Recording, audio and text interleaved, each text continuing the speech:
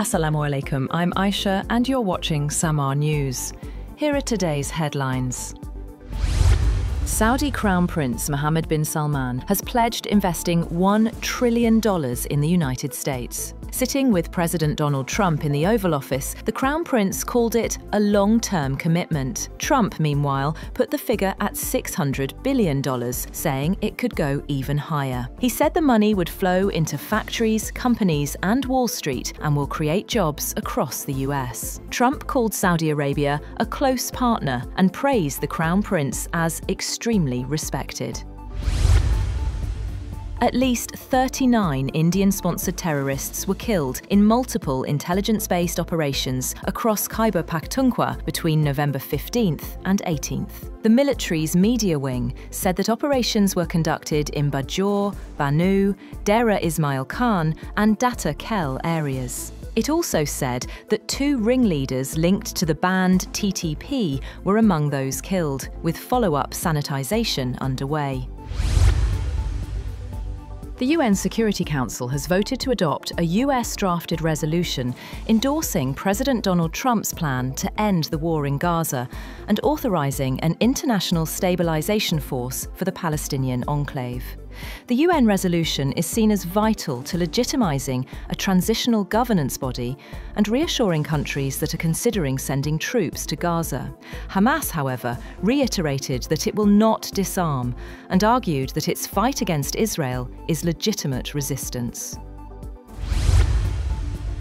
After the UN Security Council backed President Trump's Gaza plan, Prime Minister Netanyahu has called for Hamas to be fully expelled from the region. The US plan offers amnesty and safe passage for Hamas members who disarm and does not require expulsion.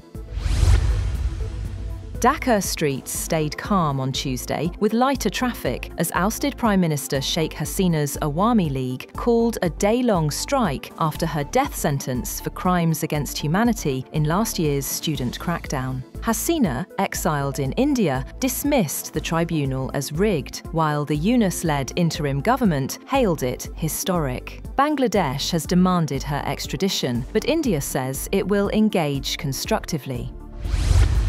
Russian President Vladimir Putin has told Chinese Premier Li Qiang that reciprocal visa-free travel will strengthen ties between the two nations.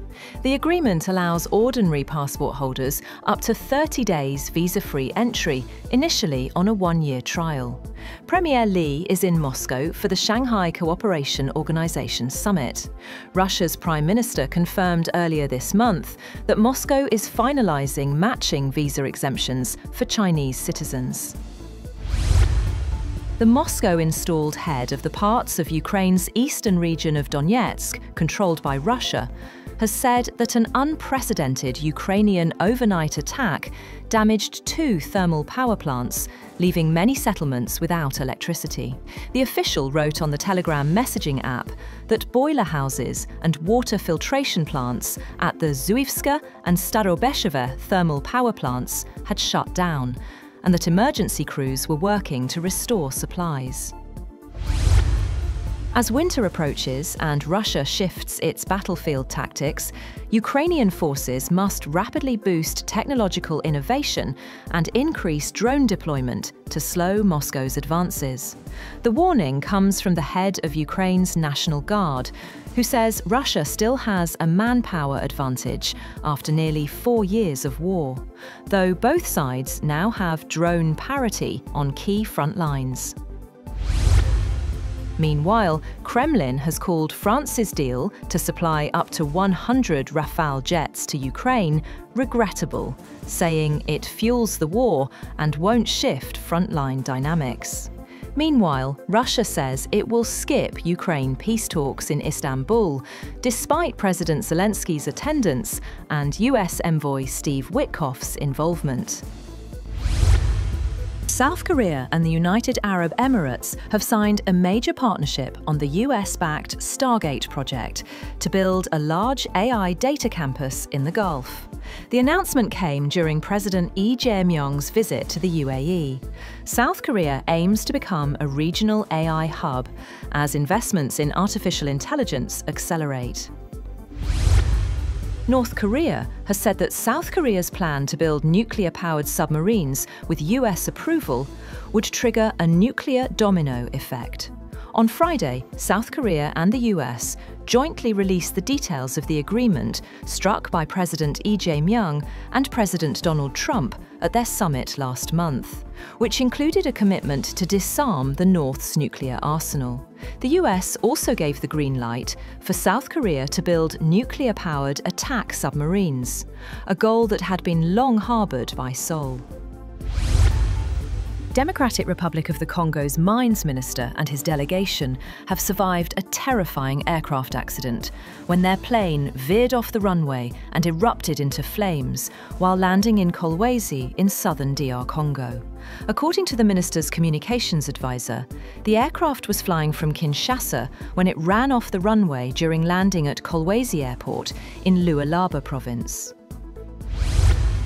Two Democratic US senators have raised serious concerns about possible financial conflicts of interest involving Middle East envoy Steve Witkoff. Senators Elizabeth Warren and Chris Murphy wrote to the Trump administration saying Witkoff helped shape a deal that may have supported the United Arab Emirates in acquiring sensitive US technology, potentially for his own financial gain.